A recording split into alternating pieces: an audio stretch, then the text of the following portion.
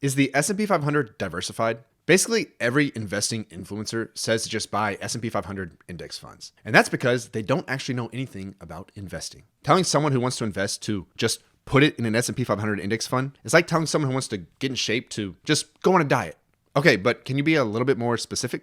Most influencers can't. In reality, there's nothing wrong with owning an S&P 500 ETF or index fund. There's also nothing wrong with eating broccoli. But if that's all you eat, you're not actually going to be that healthy. It's the same with investing. So many articles want to question if the S&P 500 has become too concentrated. And yes, the Magnificent Seven stocks drove about 2/3 of the S&P 500's return last year, and tech has become a bigger part of the index. It's an interesting discussion to have, but for most investors, it's the wrong question. It's missing the forest through the trees.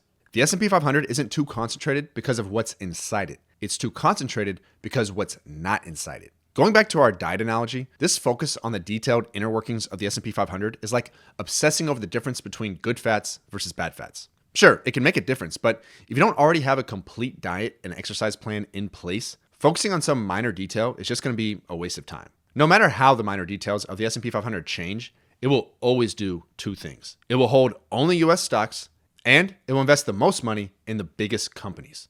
Again, nothing wrong with that, but it is not a complete portfolio. Just like broccoli is not a complete diet. For the last 10 years, the S&P 500 has done great. It's beaten almost everything. So why invest in anything else? It's a fair question, and this brings us to one of the most important investment lessons you could ever learn. Investing is the opposite of almost everything else in life. If you go to a movie that has a 98% audience score on Rotten Tomatoes, you'll probably like it. If you go eat at a restaurant with 4.9 stars and has thousands of reviews on Yelp or Google reviews, the food will probably be really good. You know why? Because the movie will be the same for you in the future as it was for someone else in the past. And the restaurant will use the same recipes for you that they used for everyone else. The past experience is predictive of the future experience. But in investing, it's not. In fact, sometimes it's the opposite. Markets go in cycles, which means things go in favor, then they go out of favor. That goes for literally every single investment. Sometimes US stocks are in favor, sometimes non-US stocks are in favor.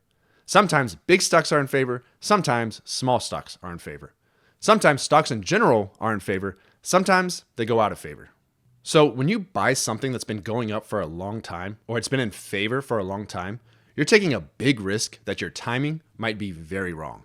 In order to avoid that, any investment professional worth their salt would tell you to stay diversified. And no investment professional worth their salt would ever tell you that being 100% in an S&P 500 index fund is diversified enough.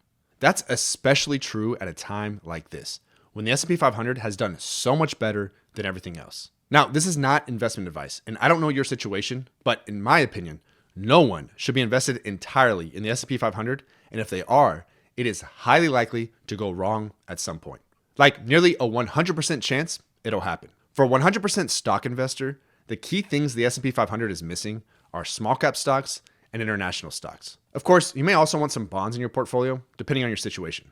Generally, the more conservative of an investor you are and the closer you are to the point you will need the money, the less risk you'll want to take with your investments. And stocks are generally riskier than bonds. Vanguard, iShares, and almost every other investment manager has strategies that focus on these areas that you could easily pair with your S&P 500 index fund. If you don't want to agonize over which one to pick, you can just select an index fund. It may not be the best option for small cap and international stocks, but it'll help you get more diversified. Now, the key thing to understand with diversification is that you'll never be 100% invested in whatever is doing the best. This isn't a strategy for increasing return. It's a strategy for reducing risk. It may increase your return or it may not. Probably both at different times. But when you're more diversified, you'll never be 100% invested in the thing that's doing the best. And you'll never be 100% invested in the thing that's doing the worst. At a time when the S&P 500 has been on a historic bull run, US stocks are massively more expensive than non-US stocks, and large company stocks are massively more expensive than small company stocks, it might be a good time to make sure your stock portfolio is appropriately diversified. After all, every nutritionist recommends a balanced diet, right? So why not a balanced portfolio too? If this is your first time here, this channel is run by a CFA charter holder that is currently in the industry and myself who used to work in the industry. If you want to continue the conversation, check out the link below to our free Discord, and I'll see you in the next video.